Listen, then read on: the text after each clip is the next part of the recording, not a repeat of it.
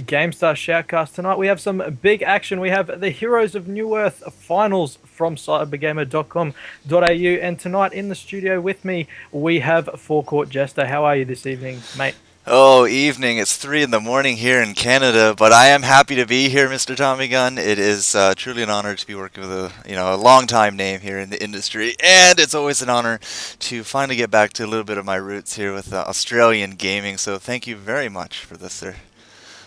Yes, and I am very much looking forward to this game. Of course, it is Sublime and Go-Go Power Rangers, two of the powerhouses of the CyberGamer HoN ladder. These two teams will probably be the best matched teams throughout the whole ladder, and we are looking forward to a big match. Do you want to run us through the teams?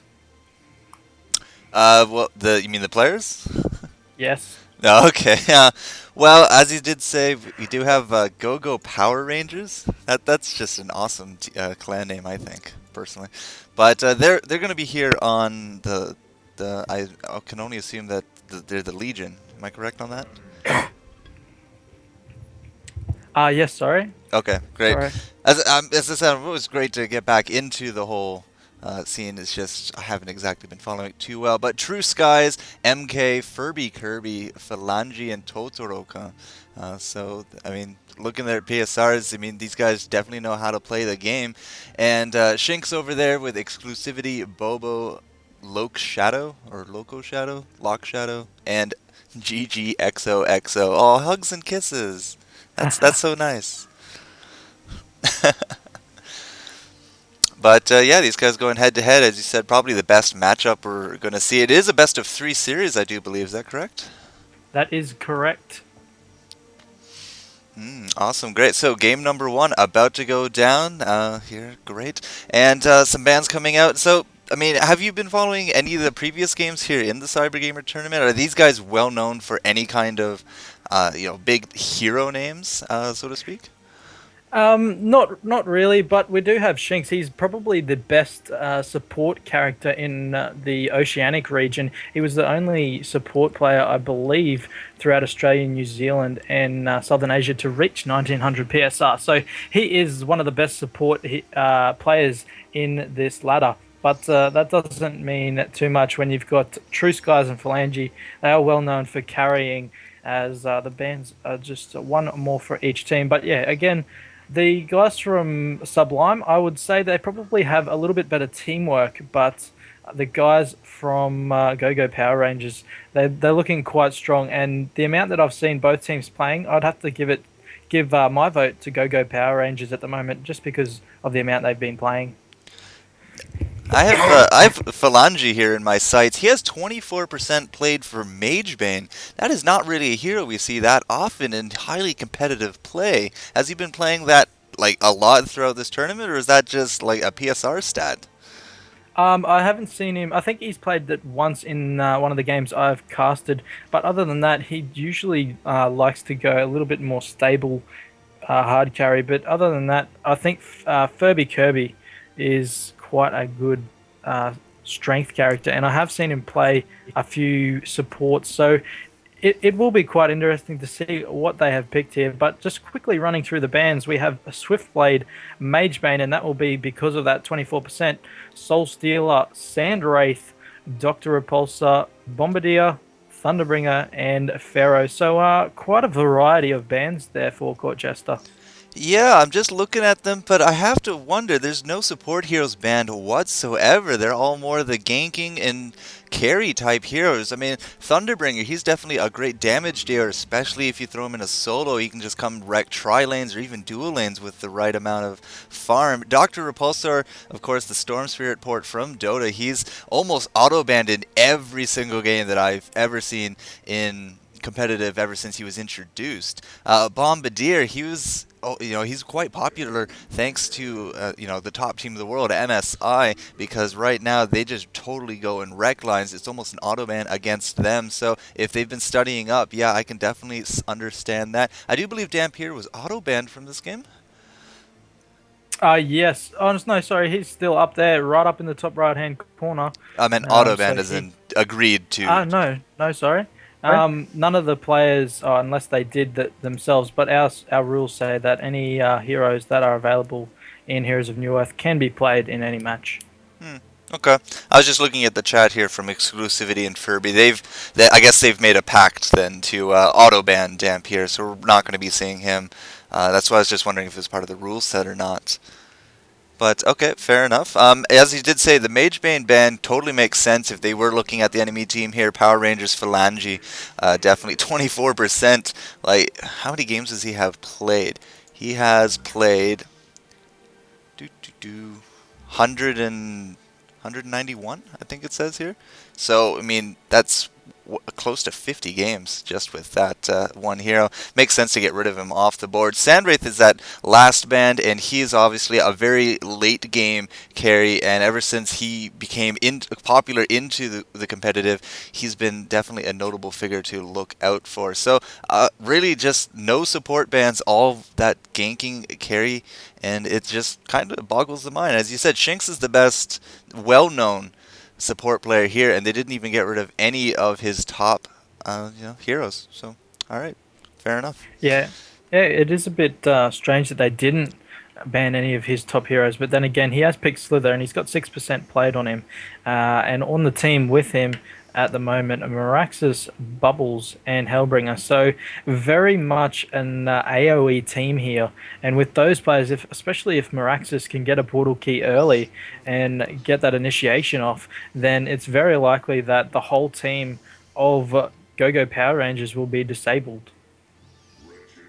Yeah, I really got to agree with the whole AoE aspect right now.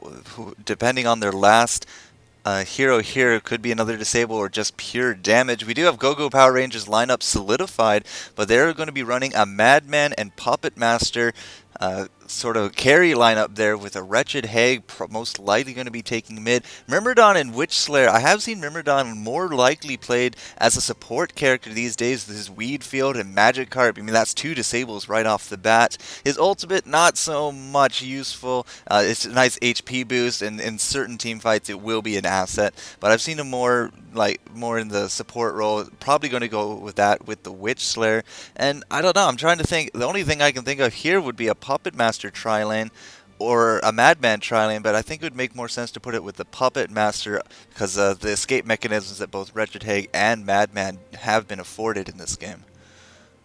Definitely, and in saying that, well, they do not have any tanks, and in saying that, the only real person that may get up some health early on in the game will be Myrmidon, so that will be quite handy for people such as Meraxus, who can deal a lot of damage quickly. But then again, those crowd controllers are going to cause havoc on the guys from Sublime, and it looks like the last pick for Sublime tonight will be Hammerstorm, and I would say Hammerstorm is probably the best counter pick to all of those heroes. Well, as I said, got to go with that AoE theme. Shinx has been swapped here to his Hellbringer. Is that up in his... It's actually not in his top 5 heroes, but if he does go with that Hellbringer, they're going to really... They have a really very strong initiation team. I mean, a Blink Dagger, a Portal Key on the Meraxus or the Hammerstorm to a Malphus here on a Hellbringer. That is very, very strong initiation. It definitely is. And at the moment, do you want to give a vote to who do you think will take out this match? Well, just looking at the lineups, I mean, I haven't seen either team play yet before, but initiation wins games to me, at least. That's how I see it, and I kind of am looking more towards a Hellborn win at this point. Really comes down to the gameplay, but I've played squishy heroes like the Witch Slayer, like the Puppet Master. If they can get enough farm, they're definitely going to turn this game in on its head. But at this point, very strong, high hit point heroes coming out here on the Hellborn team. Yeah, definitely. And just for a quick recap, we have Sublime on the Hellborn, Go-Go Power Rangers on the Legion side. For the Legion, we have Madman, Puppet Master, Myrmidon, Witch Slayer, and of course Wretched Hag. For the Hellborn, we have Hammerstorm, Slither, Bubbles, Meraxus, and Hellbringer. So what are these lanes going to be like early on?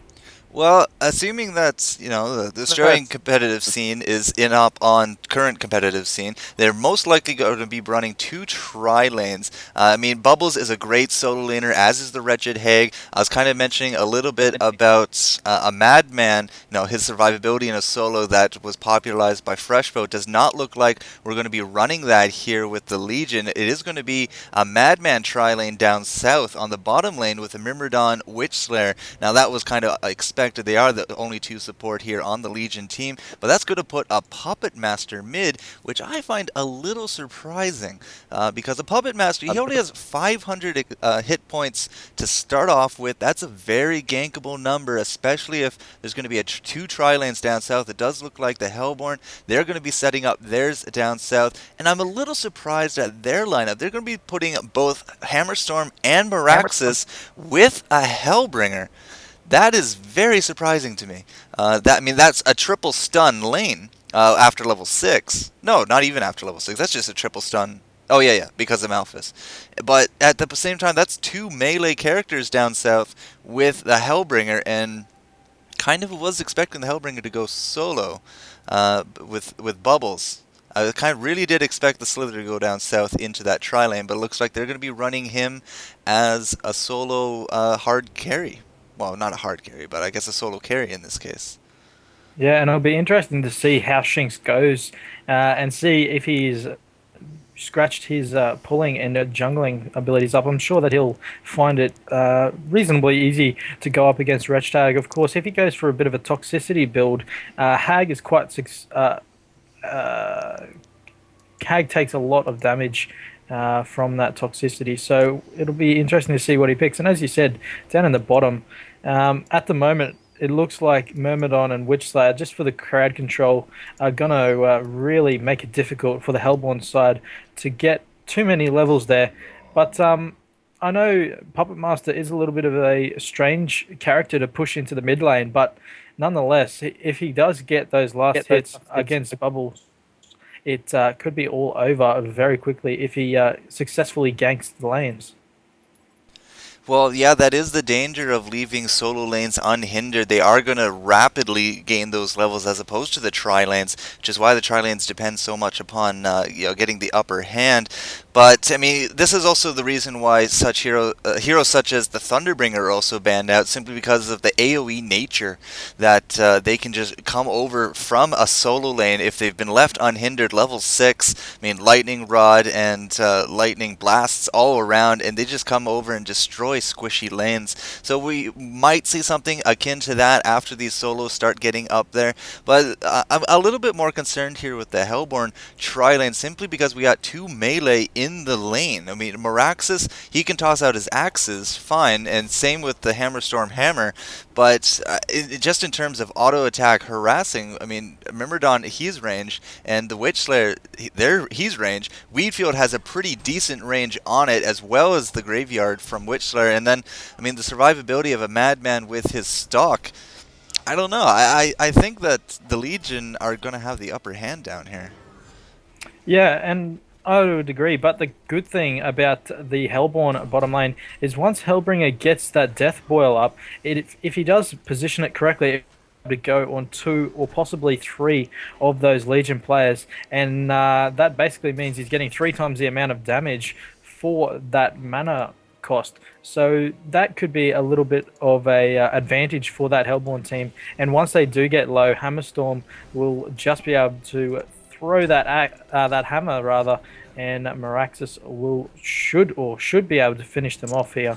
So it'll be interesting to see how it all pans out. But at the moment, it does look like Madman is doing the good work and getting those last hits that he really needs. As up top, Slither has gone for a toxicity and is really putting the pain on Wretched Hag at the moment, losing quite a lot of health with a bit of orb walking there, and Slither may be able to get first blood here.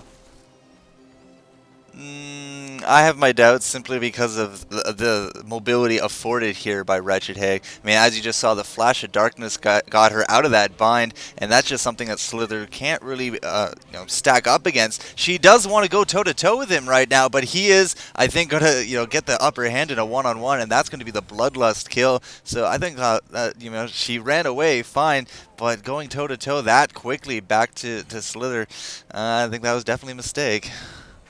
Yeah, and they didn't even get the whole health potion to heal her before she got hit by the toxicity of Shinx, who is playing Slither tonight. But looks like we have Meraxis. He's got haste and moving towards the mid lane, so it could cause a trouble here for Puppet Master. That is, if Bubbles is ready and on the move, this is where the action could fall into place, and Puppet Master will lose a lot of health. He is trying to bait him out, and Bubbles may even go down here just before this, but in comes Meraxis and a huge stun, and there we go. That player will go down, and Bubbles gets away. 13 health, and that was a great gank there from Meraxis. Cutting it a little close there. Bubbles was very close to being turtle soup there. Moraxis definitely could have came in a little bit quicker with that haste rune. I mean, he was maximum move speed, but nonetheless, great job. As I said, throwing a Puppet Master mid, he does not have any kind of escape mechanisms after he throws out his puppet show. And I mean, this is they're going to capitalize upon this fact using it just happens to be a haste rune. What they also did see is, I mean, there are wards down on that bottom rune spawn, so they knew he was coming. But nonetheless, he still took the bait and went down for it. What are they doing up top there, sir? Yeah, Slither again is going straight for Wretched Hag, losing quite a lot of health, but with the Toxin Wards helping him out, looking like he may get another kill. And yes, there we go. And again, the toxicity gets him, and that's 2 smackdowns there from Shinx. And all in all, he is playing very well. He's getting the last hits when that player has been killed and is out of lane. So he looks like he will be quite farmed early on in this game, Jester. Yeah, level 5. That's a very quick boost right now. Wretched Hag, she's only level 3. I was watching Shinx just up here as he was using the Forest to a big advantage there, cutting off all the auto attack range from Wretched Hag. I mean, he was using his wards for sight, and that's how he was able to do a lot of the auto attacking. But then notice he was just moving little bits in that Forest, making her move right up to him, and that just ensures maximum range for his, because he's not on a full range hero. He does only have, I think, a 400 attack range, but at the same time using it to his advantage. Very good. Oh my god, genocide down south. All 3 Legionnaires on the tri-lane go down to a great gank, a bit of a revenge gank there from level 6 Bubbles. Oh dear, what happened there, sir? Oh, again, I was watching up top, but I do believe it was what I was calling before. Hellbringer got a death boil on 2 of the players. Hammerstorm replied with a nice hammer throw. Bubbles then again came in, and Meraxis just helped out with a stun. So all using their moves in perfect unison, and that is what will finish off that bottom lane. It's definitely not what you want, because now they're going to be severely under-leveled. Of course, level 4, 4, 3 for the Hellborn, and these players on the Legion, they're finding it hard to keep up the levels, as Myrmidon still sitting on level 2. But then again, it was another good gank from Bubbles, which he was the one to deal the majority of that damage with his Shell Surf and Song of the Sea. Well, as you were alluding to more in the picking phase, they are going with a very AoE-oriented team. So the kelp field definitely has to make everyone stay right there. That affords Meraxis just walk up stun. The Hammer Storm stun, that's also an AoE, and of course the Death Boil, again another AoE spell. It does look like a little bit of revenge is wanted here. Not going to be getting a first kill, I don't think, on Meraxis. I just don't think that they have the experience hit points for it. But Hammer Storm, he's going to be coming back into the lane. That's going to be saving a stun there, and wow, 2 of the Legion go down just trying to take down this Meraxis. Not going to be working. It does look like Hammerstorm, he is going to be in pursuit here of the Witch Slayer. He is going to be running for his life. The safety of the tower just lies beyond the tree line. But Hammerstorm, he doesn't care. He's just going to tank this tower to no avail. Not going to be going in on this Witch Slayer. No tower dive, even though they do have the upper hand there. We do have Madman. He's already back in the lane. The Homecoming Stone with the Mimrodon. So a very wise move to get out of that. Otherwise, could have definitely been the first kill here for the Legion. As it stands, however, 8-0 lead for Sublime right now. Yeah, Sublime playing absolutely extraordinary. Shinx now, he's got control of the lane. Now after 2 kills on Tag, he's just cutting off all experience, standing in front of the creep wave, tanking it when they attack him. He has picked up the Iron Buckler, so that might be part of his tactic there, as Tag finally reaches level 6 as Shinx verging on the level of 8. He's picked up his Blood Chalice, so that's quite a good item for Slither, and it looks like he's got level 2 Toxicity Spray, and maybe going for a bit of a Toxin Ward build here to try and push those towers with the 3 levels on it already. Some action in mid as Meraxes comes in, fails the stun, but Bubbles will probably get the kill here. One more auto attack will do it, but MK it is, as Puppet Master just managing to get away. He's got to be very careful here as the take cover comes out from Bubbles. Oh, he gets away again, only on 60 health, and Puppet Master survives that one, Jester. Yeah, using the forest and the fog of war there to his effect. I mean, he knew he had a defensive tower right there. It's going to beat on the heroes regardless. So let's just play a little bit of Ring Around the Rosie. A very good jungle sense on the behalf here of MK. And he did pop out his ultimate trying to get Bubbles. Bubbles tried to save himself, as he said, 60 hit points. Down south, however, Witch Slayer, he's going to go down to a Bubbles Shell Surf. And that's also going to be the first kill here for the Legion, taking out Hellbringer. So they're going for the more squishy of the heroes. Weedfield coming out here for Myrmidon, trying to save himself, but the big hammer from Hammerstorm, that's going to be the end of him. Bubbles has run into Madman in the forest, and Madman, he's only level 4. He is in that tri-lane, and as I say that, that's actually a Bubbles illusion. So that actually wasn't Bubbles. That was an illusion. I kind of feel silly now. But nonetheless, he had those 2 illusions there, and just to get sight of Madman as he ran away. But again, it was due to Bubbles coming down that they got away with that, although Madman did manage to pick up a kill there on a Hellbringer, I do believe, so he will gain a little bit of extra gold, but it's still nonetheless nothing to what the Hellborn is getting in this match at the moment. And up top, oh no, Shinx tries to push the tower and gets taken out by Myrmidon and Tag. Quite unlucky there not to take out Tag, although she still does have the poison on, but it is a non-lethal one, and the action is just happening everywhere here, Jester. Yeah, Bubbles is going to pick up himself a double tap, or at least I assume a double tap there in the mid, as it does look like, no, because sorry, Meraxes is on his team. That makes more sense. Yeah, so a 1-for-1 exchange there in the mid, but we did have another kill down south. Exclusivity here on the Hammerstorm. He's going to be picking up Madman. Just as a quick correction to you, Madman actually got the assist for the 1 kill down there. It was Myrmidon picking up the Hellbringer kill last fight. At least according to the scoreboard. But no, it is now 13-3. It's still in favor here of the Hellborn. Now, Shinx up top, he got ganked, as you said, with the help of that Myrmidon. There was a Wretched Hag ultimate that did go down on him, but Shinx was playing very confidently because he was well within that tower range. And speaking of Shinx, he's actually going to get hit by the same combo again, and he is actually going to be going down yet again. So that's actually 2 deaths now. This is really undoing a lot of that work that he just really did on 1 versus 1 against that Wretched Hag. So 2 successive deaths right there. And then just taking a quick look mid, Hammerstorm is going to get hit from the roaming bottom lane. So, oh wow, yeah, action is the name of this game, sir. Yeah, it definitely is. Meraxes getting a bit of a free farm in the bottom lane now, and nonetheless, the mid lane is where most of the action is being done. The defense towers, they're all looking about half health on the Allegiance side and untouched on the Hellborn, so it gives an indication of how dominant the Hellborn are, and it looks like there could be a gank up top. Excuse me, at the moment, Hellbringer and Hammerstorm coming in. Madman just trying to get away with that stalk, and that will probably be successful. He's going to run into Bubbles, though, if he's not careful. The pings are coming out all over the map. Bubbles just sitting up on top, and we'll see him coming. Kelpfield and Madman will go down here if he's not careful. Oh, runs out of the Kelpfield, gets stunned. Hammerstorm, comes in. And that was just a little bit too easy there for Bubbles, Jester. Yeah, a little bit, but I mean, Kelpfield is a great disable simply because it forces you to stay put. Now, he did try to stalk out of it, but I mean, just because you're stalking doesn't quite mean you're magic immune. So he did get stunned, and then he popped right back out of that stalk into a Hammerstorm's I'd like to say his fist, but it was more his giant hammer. And it does look like they're now going to go for the first tower kill.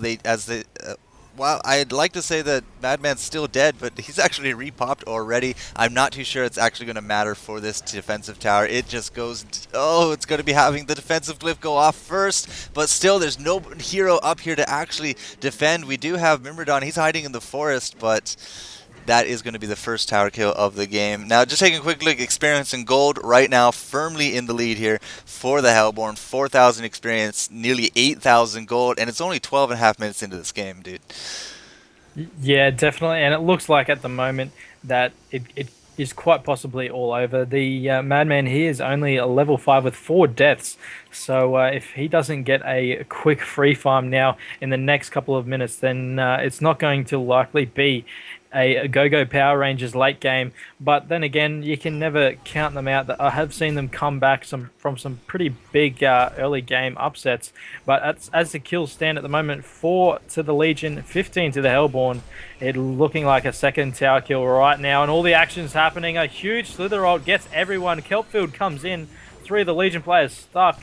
And a Puppet Master goes down to the ward as the other player, Shinx, who popped that ulti off, got out of it quite quickly. The Hellborn coming away with the most amount of kills in this one. As Madman comes in, he tries to pick up a kill. Hellborn and a Hellbringer, rather, take out that team fight in great style, ending up with the genocide, only losing Shinx in that fight, but he did do some great work popping off that ulti, and that moves the scores 5 to 20 at the moment, and it's looking ever closer to defeat at the moment, Jester.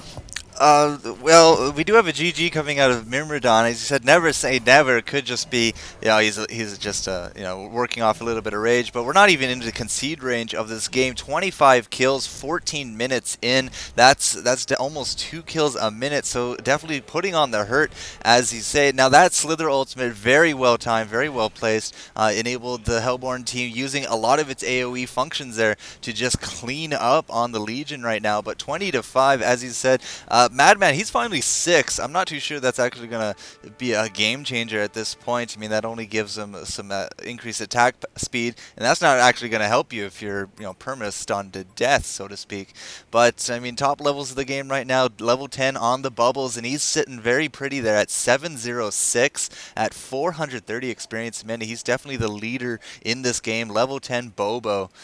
So very impressive bubbles work with him. He has picked himself up a portal key, so between picking up another kill right there with the help of Hammerstorm, but with the portal key, it just makes him so much more mobile. We do have, it seems to be a little bit of confrontation down south. The Puppet Master ultimate going down. They do take down the Hellbringer before any Malphus can come out, although I'm not too sure it was up simply because of the last fight. But Puppet Master, he goes down as a little bit of revenge, and we do have Shinx. He is dead. Meraxis is dead, but look at Wretched Hag. Oh, Wretched Hag, what a great flash of darkness there into the forest, and they can't exactly see them, so they're actually going to get out of that fight I think that was in the clear. 2-to-1 exchange for them. Oh no, or not. And sorry, I was just watching that one. Wretched Hag almost got out of there. It was so close. Bubbles just quickly found a little bit of show through the trees there, and there we go. The concede comes out, and the GGs fly. 7 kills to 24. The Hellborn so dominant in that match. And just taking a quick recap of the scores, Bobo, who played Bubbles this evening, finished off the match with 9 kills, 0 death, and 8 assists. Out of 24 kills, that is an absolutely massive score, Jester. 17, part of 17 kills, did not die once. You also got to give it up here for the Hammerstorm, 5-0-11. He was part of 16 of them. Again, no deaths on their part. I mean, only Shinx died the most, 4 deaths, and simply because he kept getting ganked up top. And then the last 2 team fights, I mean, he pops off a few wards, gets off his ultimate, and goes down, but his job has been done. That's the great thing about Slither. Gaining annihilations from the grave, always a fun time. This Madman, though, 0-6, didn't really contribute that much, unfortunately. Might have been a little bit better if they put him in the solo lane because of that survivability, but that's why there's a game number 2, right? That is exactly why there's a game number two. Now, in that match, I think it still all came down to the picks early on. Again, the Legion team, they picked very squishy heroes, and up against especially the Hammerstorm, his hammer throw has such good damage early on that it was always going to be difficult for them to lane. But they really didn't use those auto attacks to their advantage in the bottom lane, don't you think? Well, yeah, but at the same time, they got so many hero kills simply because of the great, the great work from Bubbles coming down south, throwing out the kelp field, which just set up all the disables. It actually panned out very well for them. I mean, taking a quick look at the creep kill scores of everyone in this game before the game ends, 57 creep kills in 15 minutes. That was the top creep kill score of the game. Now, 57 creep kills in 15 minutes. That's not an exceptionally high score, but it is the top one. Simply gets 24 hero kills in 15 minutes. That's the bit more notable stat that you gotta concentrate on here. Definitely. And in ganking wise, I think the guys from Sublime just absolutely outplayed the guys from GoGo Power Ranger in ganking. It all started with that Miraxis gank in mid with the haste runes. So the runes, they played not much of a part in the later stages of that game, but early on they were a great hindrance on the guys from GoGo Power Rangers.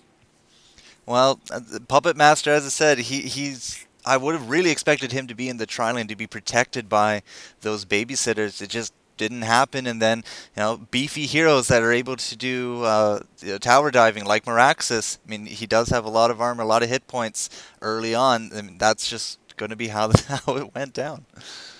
Yeah, it did. But all in all, it was a great match. As we're just going to keep this stream going as we just quickly wait for the teams to get the second round underway. So the first round goes to Sublime against GoGo Power Rangers in the cybergamer.com.au Heroes of New Earth CGO ladder. Now, again, it looked like the guys from GoGo Power Rangers on the Legion that side, they didn't quite have what it took to take them out. But the one thing I didn't really see much of during that whole game was warding. I don't know if you took any closer notice of it, but did they ward very much in that game, or was it very much luck getting those runes and the ganks off?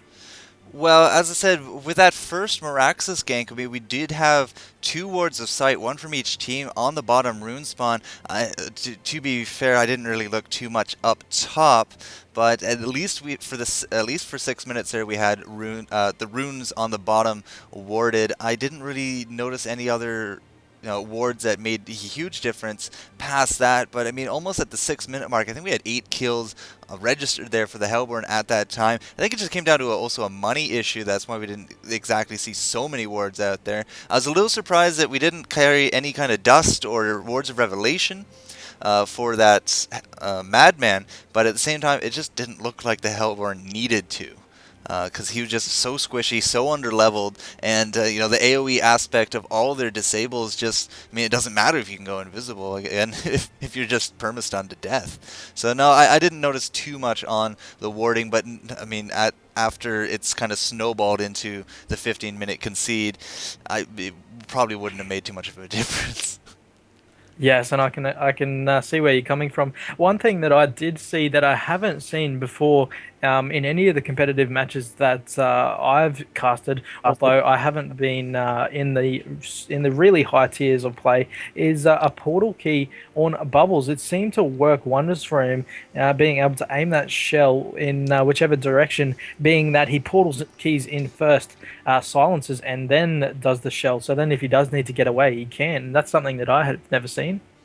Well, if your portal key's in first, then he has to wait for that cooldown. He has to time that to go down with his take cover very easily. But more common is that he'll shell surf in because it's a damage as well, throw down the kelp field. Then if he starts really getting focused after the Song of the Sea, he'll use the take cover, and then the take cover actually is just long enough to enable the portal key, because you can't portal key out if you've been hit by any player or player controlled NPC. Yeah, player controlled unit, because an NPC wouldn't make sense. But if as long as you get hit, it resets the timer. Take cover is just long enough that even if you get hit as you go into the take cover, it's going to reset the timer, which means you can queue up a portal key as soon as you come out of take cover, and that just provides him a lot of survivability. I mean, the cooldown on portal key is ridiculously low, as is take cover, and just going from that, I mean, as I said, just jump in, get off your damage, get off your ults, and then just portal key right back out with a max level take cover. So we didn't actually get to that in that game. It was just too quick, but that is the overall idea that we do see more and more in the higher end tier competitive, throwing bubbles in a solo lane, letting him get that farm. Other great items to go with that portal key would be a sheep stick down the line, because then you could you could even just use the portal key, as you said, for initiation, use the sheep stick to get out, or vice versa, just use the sheep stick to initiate and then put down all your stuff and use the portal key to get out. But overall, it's an amazing item on bubbles. It definitely is. As we get into this second round of this match, and again, the bans exactly the same so far. Swiftblade, Magebane, Dr. Repulsor, Sandwraith, Thunderbringer, Pharaoh, and then I'm guessing it will be Bombardier. But this really shows that they have thought about before the games what heroes they're going to ban in conjunction with who they're going to be playing. I think it really takes precedence with Magebane, that the player, who did we talk about? Phalange, is the man that is really good at that. And this time instead we see Bubbles being banned instead of Bombardier. So maybe they may be a little bit scared of the Bubbles in the last game. I was about to say, if they don't ban Bubbles, especially after that performance that he gave, Sublime here does have the first pick, so if Bubbles was not going to be on that ban list, I was really just going to say first pick Bubbles, and he's just going to go and do exactly what he did again.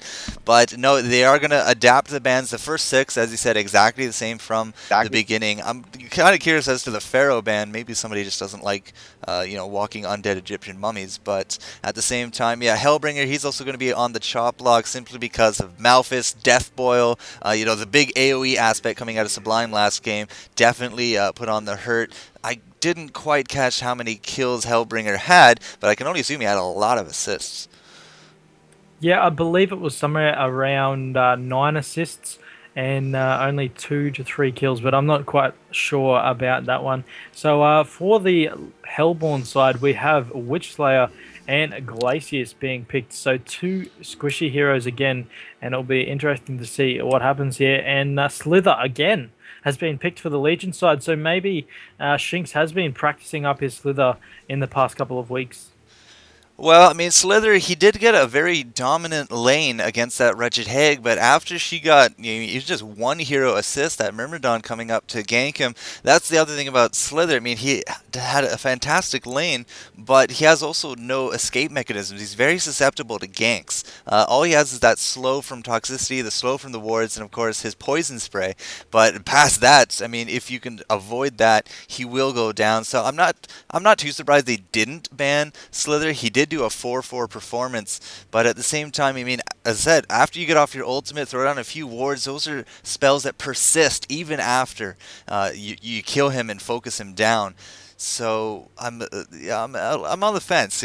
Maybe they should have banned him, but at the same time, he's not that much of a threat if you can control him very well. So maybe right now Power Rangers is thinking just got to do a little bit better on those solo lanes, and Slither won't be too much of an issue.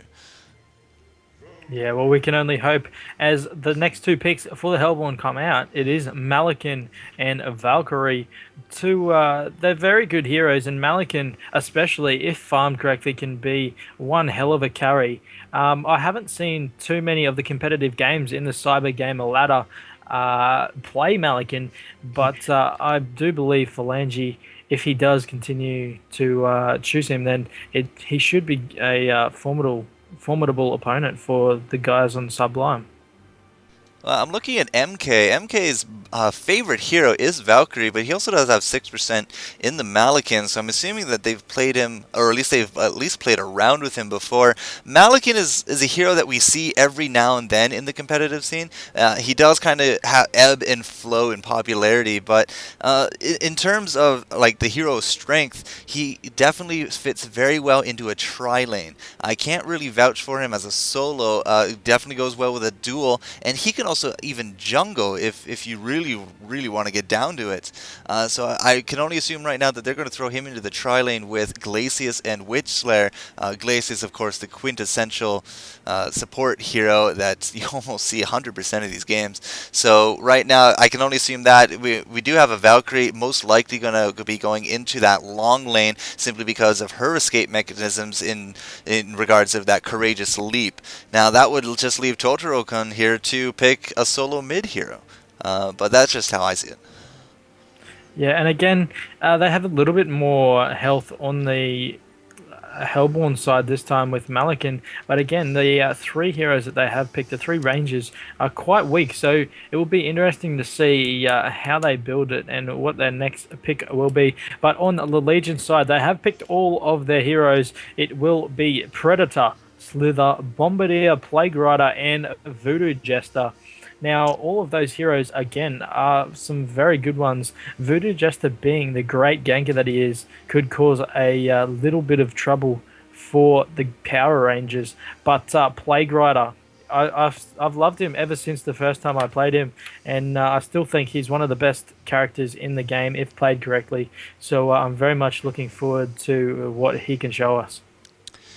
So with this kind of lineup on the Legion, Predator, he's definitely very well known as a very hardcore kind of character, very late game, especially with his scaling lifesteal, so to speak. Definitely can be a force to be reckoned with. Likely we're going to be seeing him with the Voodoo Jester and Plague, which is kind of the joke of the Plague Rider. If you haven't seen that YouTube, it was a very popularized kind of video. That would leave us with Bombardier. I guess that's Tank Bombardier, just looking at the symbol. I guess that would be the alternate skin. But he'll most likely go mid, and then that just leaves us with Slither out in the last long lane there. Now, with the Hellborn, they did pick up their final hero. It is going to be Pebbles, and Pebbles is definitely a very versatile hero. You can get a portal key on him with some Striders and just go around insta-gibbing squishies after level 7. And so that will have to be... That might be a very key turning point here for the Hellborn. He's most likely going to be going mid. It's almost kind of silly to throw Pebbles not mid, but have you followed any of the competitive Pebbles players around? They can definitely be a force to be reckoned with. Yeah, one of the pebbles in the opening stages of this ladder was absolutely dominating. Although he wasn't in that higher tier of team, and they failed to get through to the finals, they actually dropped out of the ladder. But every game he was going at least 15 kills and 5 or less deaths. So he was a big player throughout the early stages of the tournament. And again, it was the same thing. Get the Striders, get the portal key, and just aim for those squishies. If he continued to do that and had the support, then he played very well, and the team won actually a lot of games. So it'll be interesting to see if Totoro-kun, who is the man playing Pebbles tonight, can follow in that man's footsteps. Well, I think the most famous Pebbles out there right now would be Chu from Evil Geniuses, and I mean, if we can even get something similar of a build, as something similar of the playstyle going here, as I said, could definitely be a very big turning point for the second game, which might even net GoGo Power Rangers the win. It really depends on how it comes down to in this laning phase. Just very quickly, Legion, Slither does look like he's going to be going down south. Shinx is playing him yet again, and Bombardier being played by Bobo. I mean, Bobo just did a great job with that Bubbles, and now he's going to be going Bombardier here in the mid. So that will be the matchups there against Pebbles in the mid, as well as a Valkyrie down south here for the Hellborn. So the solo lanes are actually going to be in the bottom this time instead of the top long lanes. It does look like both the tri lanes are going to be up there. I can only assume right now that we're just gathering for rune ganks. Otherwise, that means they're going to be tri-laning mid, which doesn't make that much sense. No, no, it doesn't. But I do believe it will be Bombardier mid with Predator, Voodoo Jester, and Play Predator going top. But the bottom lane Slither, he's just going right down into the forest to make sure he doesn't get ganked. Quite smart, as they do have the Wing Courier scouting around and making sure that there's no players there trying to gank that bottom rune. But again, just to quickly recap, we have on the Legion side Predator, Slither, Bombardier, Plague Rider, and a Voodoo Jester. For the Legion side, we have Malikin, Valkyrie, Glacius, Witch Slayer, and Pebbles. So again, this is the Sublime going up against GoGo Power Rangers in the cybergamer.com.au open ladder. This is round 2 of 3. Sublime picking up the first round in quite convincing fashion as we move into this round. It looks like mid could be getting ganked here. Witchslayer coming in from behind is going to get the stun off. Is with Pebbles and Glacius. The Pebbles stun comes out. Bombardier getting hit hard and taken down. Phalange playing Glacius picks up that first blood. The extra 200 gold will go straight into his pocket. And that's some good work already from GoGo Power Rangers. They do want this revenge. Yeah, they do. They are going pretty hardcore right now for the win. It does look like Glacius is hanging around mid, or at least still. So not too sure what they're going to be running here, but I mean, with Glacius with that first kill, that's a lot of extra gold in his pocket, as you said. Could easily go for an early boots and then transition to ganking, or he could just go and fund the ward placement for the entire team for a little bit. It is a little bit worth to note that Malikin, he's no longer top. He's actually been forced out of his lane, and now it does look like either he's going to go stack Ancients, or he's going to buy or something, but oh, that was a missed graveyard stun down south from the Witch Slayer onto this Slither. So Witch Slayer did come down from mid, and this is a little atypical, but we're running a 0-2-3 lane right now with the Hellborn. I actually haven't seen anything like this in a little bit. Oh dear, we disconnected on Skype. That's awesome. For those of you wondering, this is the CyberGamer tournament, and this is being hosted in Australia. As you saw my ping there, about 300, and so that's pretty awesome.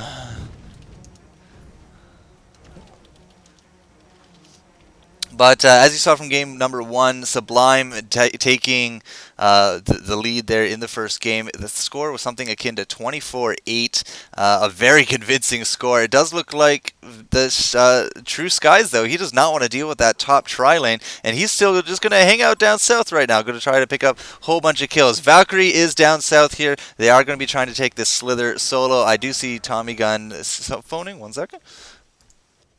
And we are back with Jester. Are you there, mate? Yes, I am. Good old transcontinental phone calls. Yep. They are very much appreciated. But here we go. Valkyrie has moved to the top lane, but Predator has started to get a little bit farmed now. Well, yeah, I don't know. I don't really understand the whole swap, but I mean, Malikin, he made his way all the way down south just to take Valkyrie's spot, and it does look like they're going to put Valkyrie up top solo against Predators, so quite the lane switching going on here. We still have 2 mid right now, which is, again, I haven't seen a dual mid in quite a while, but we do have Voodoo Jester there with Bombardier taking on the Pebbles Glacius, and right now, I don't know, I haven't seen anybody else even close to dying yet. No, only that first gank against Bombardier. But then again, the Glacius, the way that a lot of teams in Australia play, I'm not sure about overseas, is that they really don't like to get into the action all that much. They like to stay back and just be a pure support player, only coming in to do the Tundra Blast and possibly an Ice Imprisonment if they're sure there's only one player. So at the moment, the Chilling Presence is the only thing that he's really contributing, plus a few auto attacks. But as long as he keeps Pebbles alive, I think that the mid lane should do fine. Yeah, I mean, good support heroes are there to help out their carries. They don't steal the last hits. They try to help out with the denies, and they try to set up the kills. But Glacius, unfortunately, I mean, carry Glacius with that first kill, I mean, fine, great, whatever.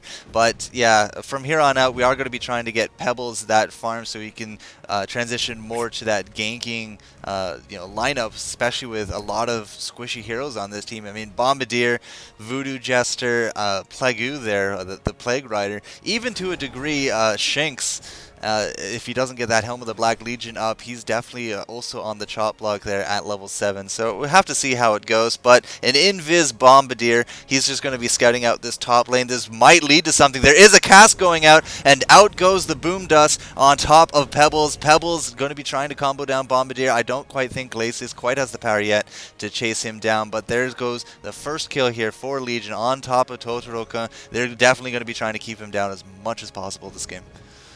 They definitely are, and in saying that, at the same time in the top lane, the Legion tried to gank Valkyrie unsuccessfully. Predator did some big damage there. He has already picked up Gloves of the Swift and his Marches, so he's almost got his steam boots already, but Plague Rider just a little bit too slow. And with Valkyrie's Courageous Leap, I'm not sure that they're ever going to be able to gank him, and unless they get who would be a good player, Voodoo Jester, sorry, who is in the mid at the moment, to go up top and take them out. But we've just had a quick pause.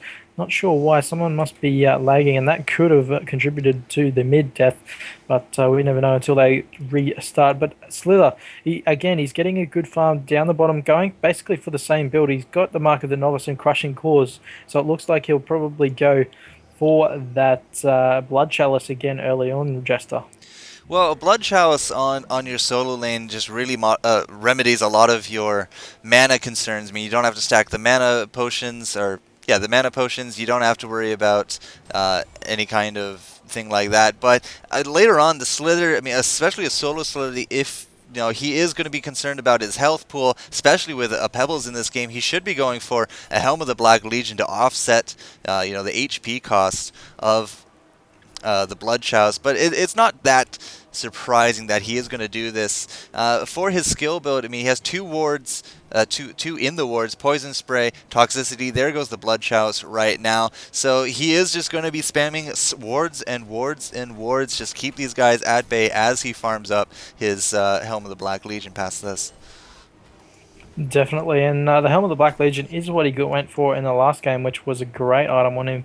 As we see Valkyrie, she's left the top lane, which again leaves Predator to free farm, and he will be becoming very dangerous at the moment. Valkyrie is just sitting up on the top of the hill near the mid lane, looking for that Javelin to try and hit someone here. It will be Bombardier or Voodoo Jester if it does. And there we go, the Javelin comes out, but the sight, a little bit too much, and it will allow him to dodge that one very easily as Bombardier. I still think, I don't know what you think, but I still think Bombardier may need a little bit of nerfing. His bomb seems to do a hell of a lot of damage compared to any of the other heroes' moves. Well, it is offset by the fact that it's a skill shot. I mean, he can easily miss with that shot, no problem. And you just gotta really always be aware that the bomb could come down at any time. I mean, let's see right now. It is Sticky Bomb is level 3, and it does how much damage at level 3? 225. I mean, that's about right for a level 3 nuke. I mean, most skills will top out about 250 or 300 damage. So I don't know. I think it's all right as it is. In the hands of a very skilled player, it is going to seem very overpowered. No doubt about that. But I mean, you could say the same with any hero. Down south, however, Shinx on Slither, he might be very powerful, but Malakin got the scope on him from behind, throwing out that sword with the conjunction of a Graveyard Stun from Witch Slayer. So he goes down as the third kill of the game, second here of the Hellborn, and now they're going to be putting some pressure here on the bottom tower. Yeah, definitely, and very smart play here by Witchslayer, leaving the lane to Malakin to try and farm up as best he can. Witchslayer going right around from Voodoo Jester. Voodoo Jester coming in, puts the moves on Witchslayer, who is losing a lot of health, but due to the cursed ground, I'm not sure if he's going to go down here, as he still will have about 100 health left, and yes, 90 health left, and getting away from that one, but good work there by Voodoo Jester. most likely going to have to back now. He has no health regen, so he's got to be careful. But again, Malakin looking a bit dangerous here as Plague comes down into the bottom lane with Slither to try and push up that tower. And I really think that the bottom lane needs to get that tower pushed so Shinx can leave the lane. Well, it's very smart to bring Plague Rider out of the top lane simply because of what they tried to do earlier. I mean, trying to go on a Valkyrie with only 2 slows and 0 stuns, that Courageous Leap is just going to be playing with their heads. So there's no point in sharing the lane with Predator, who can easily just solo it anyways. Cast stopped. I don't know. Is that to you and me? I don't know. But Plague Rider down south with the Slither. I mean, Slither has been 2v1ing this entire game, so it does not make that much, it's not that big surprise that he's going to come down here and try to avoid any kind of ganks like this. I mean, Malakin is level 6 now as well, and whereas Shinx is only 5, and as I said, Malakin's been dual laning this entire time. So that's just a very big indication that which side is winning that lane. Yes, and definitely. But then again, I think mid lane, once Pebbles gets, well, he's level 6 now, so he did get enlarged first. I'm not sure about you. Do you see many competitive Pebbles get enlarged in that level 6? I'd like to say no, but I could easily be very wrong. I mean, all the Enlarge does at this point is it does give you the movement speed, but the big difference here is that Enlarge also then increases your cast range of Stalagmites as well as your damage to Chuck. So I'd like to say no, but I do think that they actually do go with Enlarge simply because of the extra stuff it does afford. Down south, however, not talking about Pebbles, it will be Slither. He's going to be ganked here with this tri-lane, so both him and Plague Rider do go down, but look at these wards and damage. Comes out the Bombardier ultimate. Oh, great deny there by Malakin, denying Valkyrie from well, dying to the hands of Shinx, but these wards are definitely doing great damage. As I said, Shinx did get off his ultimate, and after that, it's just up to the wards, and then that's just going to be, as you can easily pick up Annihilations from the grave with that. We did have a Homecoming Stone of Predator, but Predator, that was quite the long-range leap, but that's thanks to the Ward of Sight here in this bottom rune spawn. So, I mean, that looked like an incredible leap of faith, so to speak, but he's going to clean up that kill. So it actually ended up being a 3-for-3 exchange, I believe. As both sides did die just at very staggered intervals there. Yeah, and it did look like a massive leap, but that is what you want. I thought Malakin was going to get away there, but yeah, again, Slither doing some good work, but Malakin, that denier was very, very well timed and kept Valkyrie's money out of the hands of the Legion side, which is very good. But as you said, Shinx got his ulti off. I'm a bit of a fan of a good Slither, if you haven't already realized, but yeah, he got that ulti off, and the wards, I was very surprised at how much damage they actually did to those heroes then. It all comes down to toxicity as well as how much damage. They are level 3 wards. He is level 6. So I mean, he is pumping that ward build very big, and this is the reason why. Right now, this bottom tower, this Hellborn tower, like they're cleaning up these creeps with the help of the Legion creeps, but this tower is just dropping so very quickly.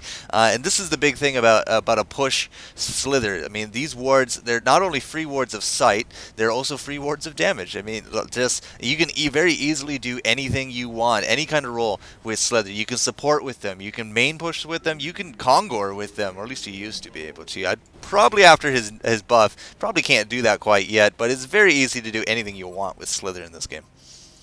Definitely, and it looks like we have a bit of action in the top lane. Oh, huge Javelin of Light from Valkyrie onto Predator, so the carry will go down.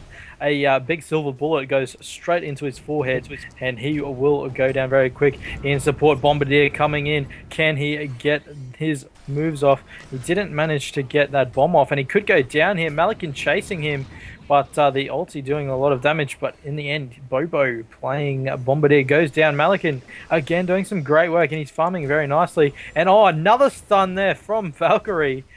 Just catches the edge of Plague Rider, and the call of the Valkyrie finishes him off. But again, we see Slither pushing this bottom lane. Yeah, the big power of the wards, as I said, I mean, they're going to be soaking up a lot of damage from creeps and turrets, which is going to leave the creeps there just to auto push, and he's just going to ride up with them. Now, he might be pushing this tower, but it might have been better if he had headed up top. He does have himself a homecoming stone, because I'm pretty sure we just lost 3 Legion heroes up top. Now, Bobo, granted, he shouldn't have actually run away. He should have run through people to his tower after getting off that boom dust and after reviewing himself there. But he got chased down. I mean, no problem. He had no support up against 3 heroes. And as you saw, Malakin coming out with the sword throw with his ultimate to become ranged to chase him down. It was definitely a little bit of a misplay on his part. Plague Rider dying in tower range simply because of that, catching that arrow and then a Valkyrie call. Bad luck, but I mean, it happens. This is a big strength of the Valkyrie. The range on that arrow is a great initiation tool. And I mean, 5-second stun is nothing to sneeze at. No, it definitely isn't. And in that 5 seconds, you can definitely kill them. But here we see the Hellborn putting a Ward of Revelation down at the bottom rune and taking out one of the wards of sight. So that will give them a little bit of an advantage in that bottom lane. But still, Slither, with those mass wards, is still going to be able to see them coming from a mile away, as we see Voodoo Jester at the top rune getting double damage as the Hellborn try and push this man and doing some nice work. Valkyrie ending up taking out that Plague Rider, but here we go. The Hellborn are absolutely going to get hammered here with all of their players losing a hell of a lot of health as Bombardier coming in, dealing the damage with Predator. The man nearly going down Valkyrie, but that courageously almost up again. In comes Slither, finds Witchslayer, but Witchslayer, a good stun goes off, but it's not going to be enough with Witchslayer going down. Bobo just pushing the Q button to get rid of the sticky bomb on top of his head, but a 4.5-second stun comes in from Valkyrie, but with no health, she's not going to be able to do too much with that. So mid tower will go down here, Jester. Yeah, no health and no support. Again, I'm just looking at bottom lane. Malakin is just sitting there. He has no homecoming stone. And now we have a few pings going down saying, well, you're probably overextending a little bit. You should get back. But at the same time, I did notice how very quickly Pebbles did go down. He did do a combo upon the Plague Rider, which is why he was so low health when he ran into Voodoo Jester, his good friend Voodoo Jester there. But not quite enough to save him. I don't even think he got his ultimate off during that. That would have been a very crucial, that would have easily resulted in the death of Valkyrie. But hey, I mean, grabbing 2 heroes for 1, Predator just dealing the damage. This is the problem with all that farm that Predator has done. Right now he's at 64 creep kills in 16 minutes with 2 kills under his belt as well. He is actually at the top of the pack here, 363 experience a minute, 300 gold a minute, and it does look like, oh, Bobo taking a kill up top as I'm looking at Voodoo Jester trying to fend off this Witch Slayer. We do have a taunt going down on the Witch Slayer, or from the Witch Slayer. He really wants to silver bullet right now, but I don't think he's going to do it. He only has the tier 1 boots, the marchers, so he's not going to be catching up there. And in the top lane, as you were saying, Malakin now getting hurt a lot, but ends up taking out Bobo. And the support comes in now with Slither, but Glacius also in that top lane, so they really need to be careful. Plague Rider as well coming in. Malakin throwing that sword just enough to get away, but the Wards of Sight are probably going to be his undoing right now. He's got to be careful not to go down. Oh, here we go. Glacius comes in. A nice ulti, but there we go. Plague Rider's ulti comes off, but starts bouncing between creeps. It does hurt 2 of the support players from the Hellborn side, but just not enough as, there we go, one of the players goes down. It is Plague Rider. He lost a lot of health early on, and just not enough to stay alive in that fight. And Hellborn win that one, taking 3 of the Legion players out, not losing a single one themselves. This is definitely a very different game than what we just saw in game number 1. Right now, Power Rangers is, holding a very decent lead right now, 11-7. They have lost 2 towers, but they are up 4 hero kills, and this is a far cry from the 15-minute concede that we just had there in game number 1. So it was Pebbles that grabbed the kill there on Plague Rider. He just comboed him down. As you said, he had already lost a lot of health. It was almost a no skill shot shot, so to speak, for Pebbles. I mean, he just run up to him and he died, so to speak. Almost a fright. But yeah, Slither, I mean, using his wards, he is gaining a lot of sight into these jungles. Just couldn't happen to find, as I hear myself on your radio thingy, as yeah, he just couldn't seem to find that Malikan in that forest, and that just, I mean, it just led to the death of so many Legion heroes there. Yeah, and definitely one hero we haven't really seen too much in the mid stages of this game is Pebbles. He has picked up his portal key, so he can get into the action. He's also got the Strider, so he really needs to be picking on those squishies, and probably even including Slither. Slither has got a little bit of health with the Steam Boots, but still not enough to save himself from a big combo from Pebbles, as a Javelin from Valkyrie goes out and misses everyone. And if they overextend here, it's going to be all over. And I think they may just back just in time. And yes, they do. Witch Slayer just getting back there. They almost overextended too far, and that would have ended extremely badly for them. Just as a note here, I was just watching Shinx throw out his Toxin wards. When the Valkyrie arrow did go out, Pebbles was just running into range, but he got hit by one of the Slither wards, and that reset the cooldown on both his Striders and his portal key. That was probably the only reason that we did not have any initiation on that fight right there. Yeah, and Pebbles is the one that should be initiating. Of course, they do have those two blinks, basically the portal key and the sword throw, plus also the courageous leap can be a very good initiator, but they still, again, as you said, one reason why people do not like the Striders is Slither is one of the characters that's very good at getting rid of them. If he throws those wards down, it does reset the Striders, and they do take a hell of a lot of time to get those charges back up. So maybe Pebbles, we might see him change his boots early on to try and get some Ghost Marches. Unlikely at this point. As I said, with Pebbles, a lot of it's a big map control issue with him. So the portal key and the Striders, that's the fastest way you can get lane to lane. Just disregarding like homecoming stones and cooldowns and all that, it's going to be the absolute fastest way, because he doesn't need like, look right here, he does not need movement speed after he blinks and does his combo, because it's just going to destroy heroes, and that's 3 quick deaths. 4 quick deaths in succession here on the Legion, with Predator the only one alive. Fine, great, he's doing all his damage. He does pick up 2 kills, but now he is on the run. Just quickly looking at his items, he has 2 Warhammers, so he's going to go for a quick shield breaker. If he can get away from this, he does have the gold, I think, for the recipe. He has 1100. I could be wrong at that. It looks like he's actually going to make it out of this, at least right now. We do have Striders on Glacius. He's going to try to chase him down. I don't think it's going to quite work. I mean, Predator has a lot of magic immunity. It's probably the only reason he survived that Gib Fest there. But this is the reason that, you know, Pebbles is probably not going to be swapping into a Ghost Marchers, because he just simply doesn't need them. Blink in, do your combo.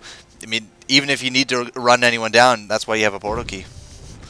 Definitely, and that was a great fight there for the Hellborn side. They came away with 4 kills, and I don't think they lost anyone, so that will put them ahead. They lost 2. Sorry, they lost 2, as I've just been told. But at the moment, they're in front by a limited amount, only 1,700 gold and 3,000 experience. So it could really go either way at this stage in the game. Both carries, Malikan and Predator, at level 12 at the moment. But Malikan, a pretty big gold advantage at the moment, in the fact that he has 7 hero kills and only 1 death. With the items that he's started to pick up now, he's looking very formidable. He's got his Blood Chalice, the Whispering Helm, and it looks like he's getting his BKB at the moment, as there's some action in the middle lane. TommyGun takes out GG, and Bobo also went out to TommyGun. So was that a double by Pebbles? Oh, the cursed ground. Very well played there from Voodoo Jester. He's actually going to stop TommyGun in his tracks. He goes down. But yeah, it was 2 separate ganks. It doesn't quite count as a double tap. But yeah, he picked up 2 quick successive kills with his one trick his one trick pony.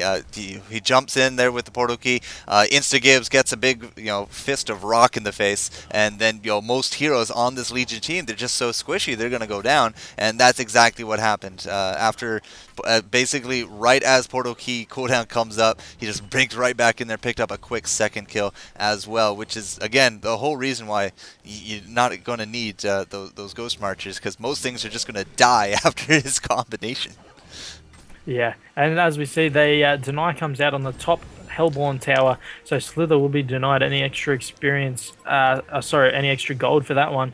And he was pushing the lane rather hard, and that's one bad thing about Slither. If you don't have the support when the tower gets low, it can easily get denied, as the the creeps on your lane are continuously pushing, and that causing a problem for the Hellborn team. But in this case, Slither, he's farming quite nicely. He's level 10. He's got his life tube, steam boots, and his blood chalice. So he's got enough health regen to pretty much keep in the lane. He protects himself and doesn't get ganked.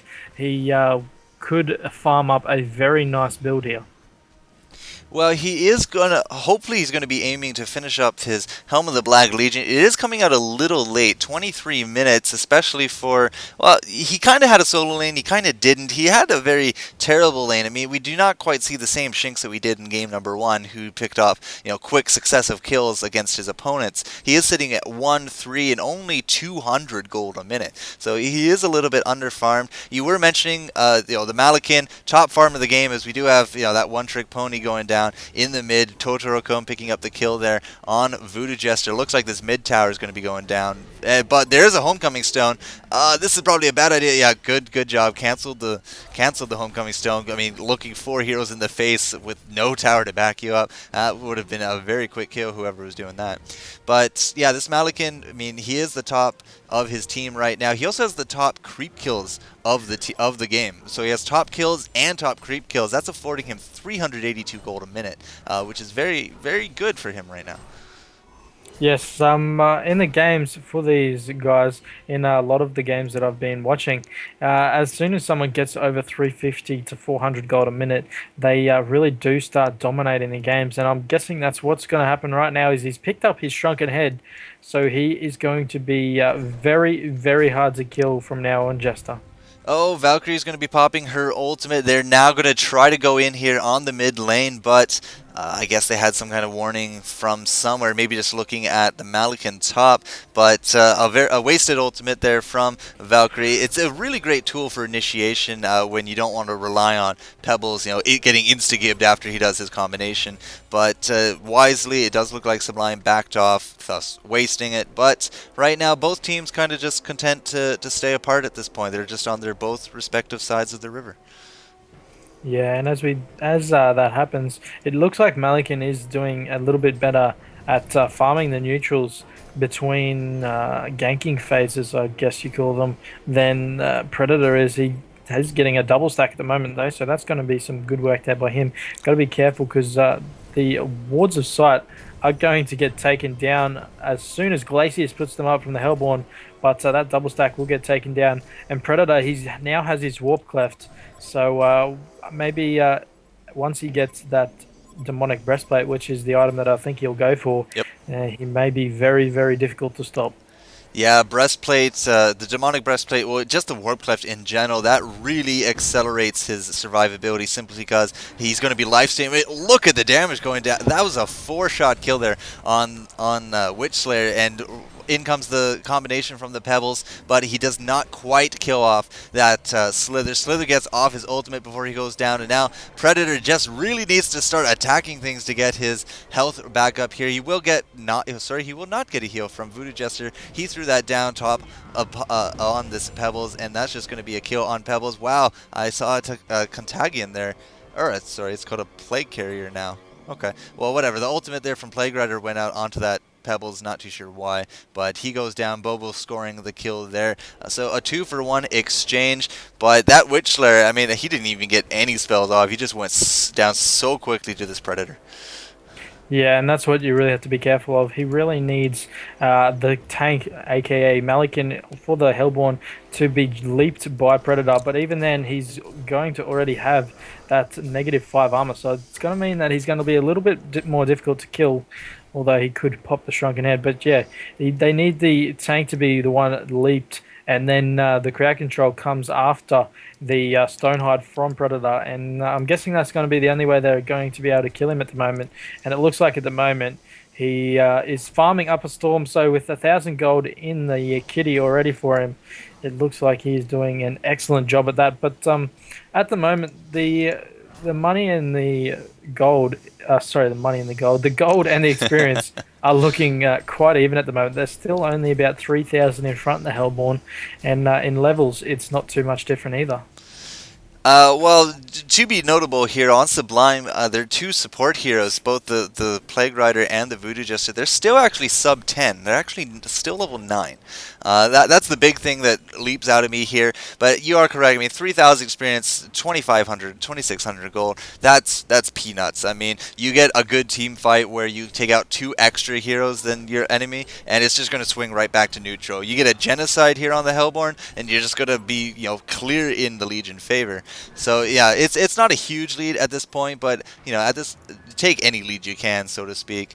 We do have this Malikan. He's going to be doing a lot of pressure here up on the defensive tower. Homecoming stones are coming out. 3 homecoming stones are coming out. This entire team has shown up. I guess they really like this defensive tower. Maybe somebody's wife had a baby under it or something, but it is going to stay alive. Malikan is just going to be running for the hills. It is notable to see that Malikan, he has picked himself up a warp cleft as well. So it's going to be who can get the demonic breastplate first, and it is just really a top-notch item on him as well. He's most likely going to get a shield breaker past this as well. So we're going to kind of see a duality of items coming out from both Predator and Malikan. I do believe that Malikan would probably benefit from that breastplate a little bit more than Predator due to the fact of his AoE ulti and the sword throw. And it's something that with Malikan, once he has that, he's very hard to kill. He's also got the extra Whispering Helm, which Predator just doesn't. He does, of course, have Carnivorous, which is 7% of the current health, but the Whispering Helm, and that's the thing, if Predator could get some sort of lifesteal, he may be able to absolutely carry the hell out of this game. He may be able to one-on-one with Malikan, but here we go, a Valkyrie ulti, in comes Pebbles, only stuns one of the heroes. He might go down here. Predator leaps him straight away, and this is when the damage comes out. A nice Slither ult, Bombardier on top of that, and Sublime are coming away with a big fight here. Malikan is losing a lot of health here, but in it comes Predator to try and deal the damage. Predator gets the double tap there, and the last player alive is Malikan. That was all around the top tower there, ladies and gentlemen, and that was a great fight there. And I do think that Predator dealt the huge damage that took out that entire team. Definitely the Predator to the Plague Rider ult. We did have Shinx, of course, throughout his poison. I don't quite think, actually, the Poison Nova quite hit Malikan because he was using his Shrunken Head. But Malikan, oh, that was a little bit of a misplay on his part. He did throw out his sword, but, I mean, Tablet of Command, which is the big item right now on Bombardier, that enabled them to get that kill. Shinx is definitely going to be has to be a little bit careful here. He's going down really quickly, but it does look like Predator is finally going to go down. Somebody's creep. We do have a Catman champion here. I think he picked up the kill there, but wow, a hat trick coming out for Pebbles. Going to be a quad. No, not going to be a quad kill, but that is a second genocide here on the Legion side. So they definitely overstayed their welcome up there. Yeah, I'd have to agree. That was quite unnecessary. I know they wanted to push the racks, but with the 20 seconds, they really couldn't get the whole racks, and they didn't in fact get any of them. But they did overextend right back into the base once Pebbles came out, and that's probably what caused them to finish it. But it looks like they might try and Kongor, excuse me, as these players see what they can do. I don't know if these two players, it is Witchslayer and Glacius, but here comes Valkyrie. They do have a lot of stuns as Witchslayer almost gets taken out there, as the Legion players start to come back up now. They really did need to watch what they were doing. They as you said, they overstayed their welcome. They overextended inside their base, trying to get that racks. But I still think that the Legion side will probably have this one in the end. Predator seems to be getting very farmed. Well, I mean, at the same time, I mean, Predator, he's supposed to get really farmed. He has 7 kills under his belt, as well as 156 creeps. He is trying to rival Malakin right now for, that top spot. 380 gold a minute to 400 gold a minute, 472 experience to 460 experience. Actually, believe it or not, it does look like Predator actually has the experience minute lead. But at the same time, yeah, up top, I mean, that was just a little silly. I mean, they were able to take out the Malakin. That completed kind of the genocide, as in all 5 of the Hellborn did die. And if you did look at the experience in gold after those fights, it did swing temporarily to the Legion's favor. But then after they got genocided, it just came right back to the Hellborn. And I gotta say that Kongor attempt was a little silly. Because not only did their entire team almost die, they weren't waiting for Malakin, and then Malakin, by the time he got down there, decided not to go in on it. So it actually bore no fruit there. Yeah, no, the Kongor didn't, but then Malakin used his ulti and he did get the triple stacked Ancients and picked up about 700 gold in a matter of seconds. So that was some good work there by him as he just goes back there. He knows nothing's going to be happening for 30 seconds or so, so he's just getting a little bit more farm. He has got the 2 largest parts of his demonic breastplate. He's got the plate mail and the warp cleft, but just has to be careful not to die again. Of course, that was his second death. The scores for the 2 carries almost identical at the moment. 7-2-5 for Malakin and 7-2-3 for Predator, with very similar XP and golds per minute. So at the moment, this is probably one of the closest games I've seen for the whole season so far, Jester. As I said, it's a far cry from that 15-minute concede where Sublime just so very quickly took the game. It's actually very, very refreshing to see, such a tight-packed game. Now, again, experience of gold, as I said, it did swing back to the Hellborn favor. 3,000 experience, 1,500 gold. Again, that's just peanuts at this point. It looks like they're looking to extend it. Plague Rider actually surviving the combo from the Pebbles, but he's just going to go down to a call with a Valkyrie. And now Slither is a little bit out of position. Glacius is going to be popping his ultimate, trying just so quickly to take him down, but in comes the Slither as well as the Predator, and we did have a Bombardier ultimate go down. In fact, that's 3 quick successive deaths here on the Hellborn, and that's going to be, look at this Witch Slayer, 3 hit points. I'm not too sure why he's still alive, but he got away with 3 hit points out of that fight.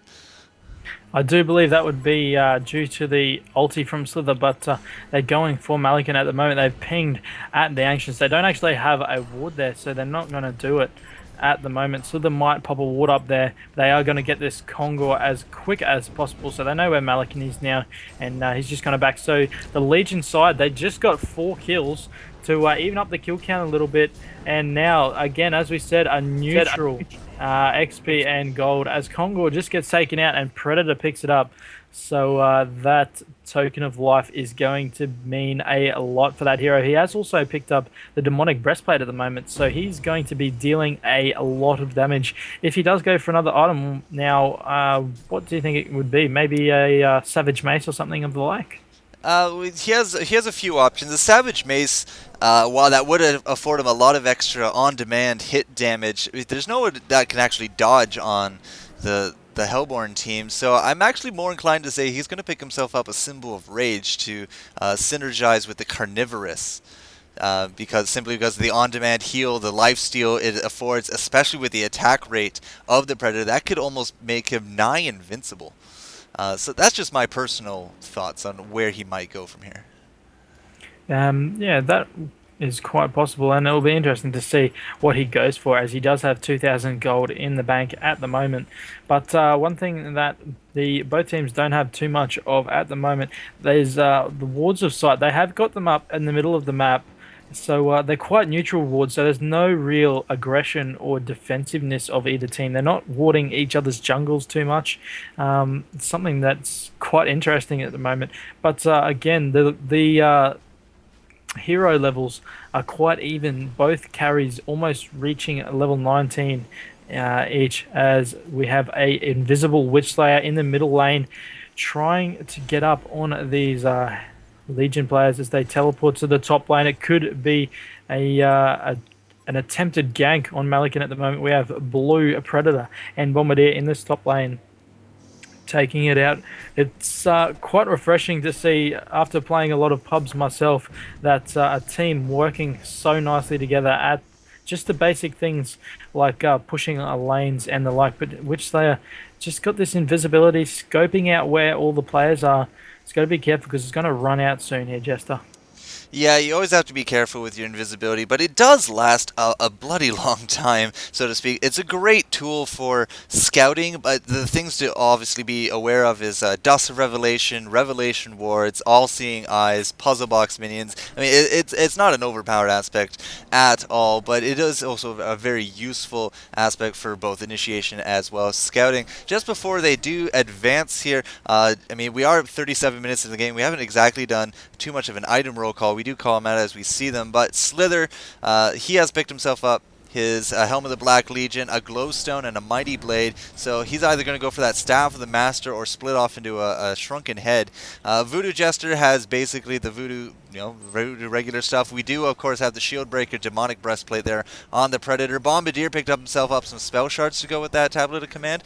And now it does look like the fight is going to be starting here. Slither finally gets initiated upon a Silver Bolt to the face. Malikan's going to take him down. He does get his ultimate off just before he goes down. And now this Valkyrie, I don't quite think he's going to die in the lane. Look at the two carries go head to toe. I mean, almost neither of them are taking any kind of damage. It does look like Malikan is going to be in the red, though. Sword throwing.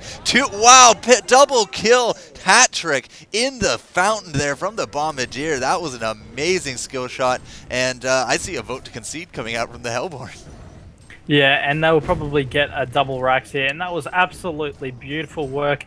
I thought Slither was going to go down there before he got his ulti off, but he did manage to pop it just in time, and that was all she wrote. Predator and Valkyrie Bombardier cleaning up when they all ran back to the pool. Something that is always an option with Bombardier, as they're going straight for this sacrificial shrine, and with the two defense towers on them, they should be able to get it quite easily. They've got to be careful of the hero kills, as Witchslayer just comes up to try and get them, but Predator may be able to get another couple of kills here, but I think they should have probably got another tower kill before they went for that sacrificial shrine. Yeah, going for one of the Raxes would have been the more safer route, but at the same time, I mean, I was wondering if they were going to do what they did last time they were up here in the base. I mean, they basically got a genocide previous, and then they just got genocided themselves after overstaying the welcome. It does look like they have learned their lesson, so to speak, as they did back out, but not before putting the hurt on this defensive tower. Now, last I checked, I'm pretty sure these defensive towers don't regen health, at least at this level, so that's going to be something now that this top lane has lost its Raxes that the Hellborn are going to have to really keep an eye on, because with it that low, it's very possible that sometime during the next team fight out of base, this top lane is just going to push itself into the base. Always something to keep your eye on after you lose at least one set of Raxes. Yeah, definitely. And the one thing that we are seeing now is some wards of revelation to make sure that they aren't warding the Legion aren't warding the Hellborn first. But I'm pretty sure that if they push the bottom tower here on the Hellborn side, they're going to get it within a matter of seconds. And that is exactly what Slither is doing, chucking down a few wards there and trying to push that bottom lane up towards the tower. Even the creeps could probably take it out. But the Legion side at the moment, I think they're quite in the lead. And the item that we failed to mention for Predator, he's got the Axe of the Malphite, so possibly a heart. It does look. It does. Well, Axe of the Malphite is also used with the symbol of rage, but it is more likely he is going to go for the Behemoth's heart. Sorry, the Behemoth's heart. No. Yes. Yeah. I don't know. I'm brain farting. It's early in the morning here. But yeah, he's probably going to go for a heart quickly after that. The only hero we didn't do an item roll call there on the Legion side before that fight was the Plague Rider, and he has a Void Talisman, much like Glacius. They both have Void Talismans, which is a great item for the support heroes, especially for Glacius, especially if he can get his ultimate off while in the Void Talisman. As long as he doesn't get stunned, theoretically it's a good idea. But the only person that could stop him would be the Voodoo Jester. Yeah, but it's such a great item, especially because the carry is a melee in Predator, so it's going to save him a lot there in getting killed. I would imagine it does only last a short time Hmm. in 4 seconds, so he does have to be careful where he uses it. It's got quite a long cooldown, so he can really only use it once per fight. And that's something he's got to be aware of. And as you said, here we go. The top lane that is pushing in slowly, but it is breaking the team up, and at least one of the players has to go over there. And a very smart play here from this team, and this is something that we have seen a lot in the Australian, is they hold back on the hill and wait for the team to split up, then push in, which is what they have done. Predator going in there, slither with the ulti. Oh no, the damage coming out from Malikan though, and there we go. Glacius gets that Void Talisman, as you said, in the ulti. And quite even at the moment, but Predator taking on a Malikan. It gets taken down, but he still has the token, something I forgot about.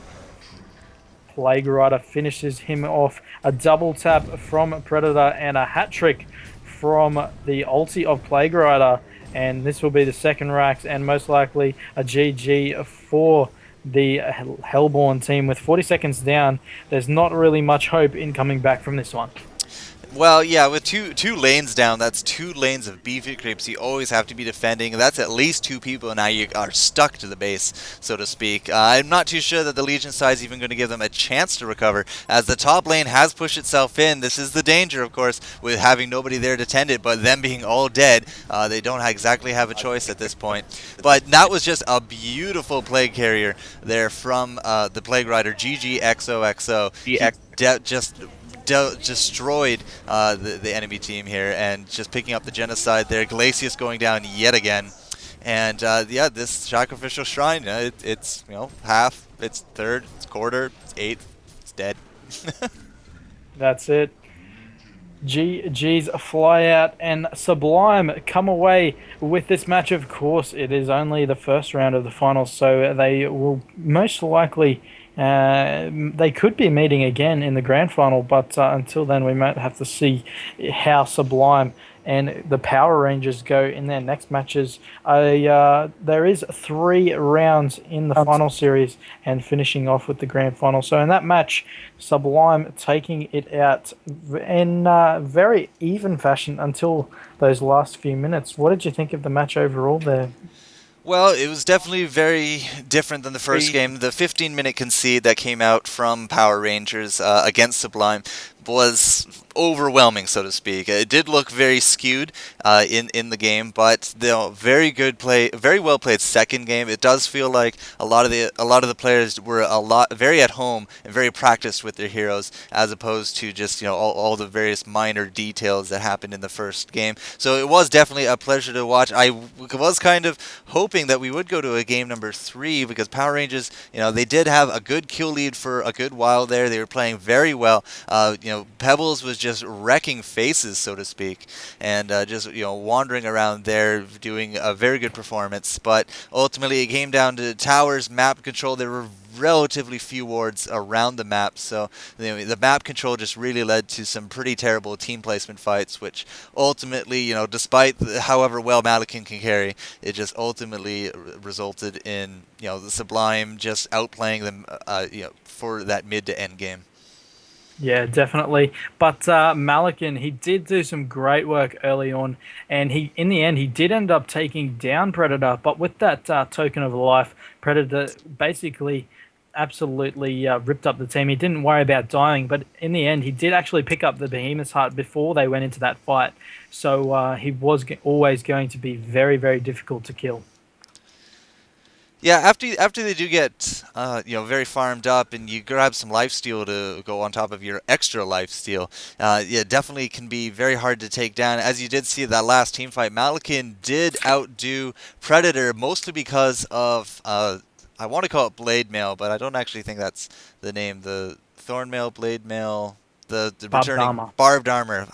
I do not know why I'm channeling Dota today, but yeah, the Barbed Armor coming out really made a big difference against the very physical damage heavy Predator. But yeah, we did get a Behemoth's Heart there at the end from Predator after he blew his token, and that was just a GG. Other items that we didn't get to, I mean, Totoro-kun, 7-9 was his ultimate score there, so he did get, the one-trick ponies off 7 times, and he went with a spell shards after he picked up basically the rest of his items, which was just the Striders, the Portal Key, the Bottle, and the Chalice, so going for a very regen-heavy. Spell shards was a great pickup on him, just unfortunate that, by the mid to end game, the one-trick pony kind of doesn't quite work after all the hit points start stacking up there on the Legion team. So not the best performance, but it was still very enjoyable to watch him go around. Yeah, it definitely was.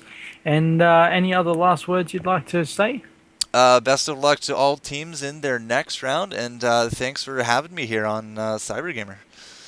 We are very much welcome. And that wraps it up here. On behalf of Gamestah, we'd like to thank our sponsors at OzGamers. They do the latest news, reviews, downloads, and anything that is gaming for both PC and consoles. Log into ozgamers.com. We'd like to congratulate Sublime on their victory tonight, who defeated the Go-Go Power Rangers on the cybergamer.com.au Heroes of New Earth Open Ladder. We look forward to bringing you more awesome action very soon, so check out Gamestar.com for all of our upcoming coverage. On behalf of my co-caster this evening, Jester, and myself, the TommyGun, and the whole team, we'd like to thank you for listening and look forward to your company next time.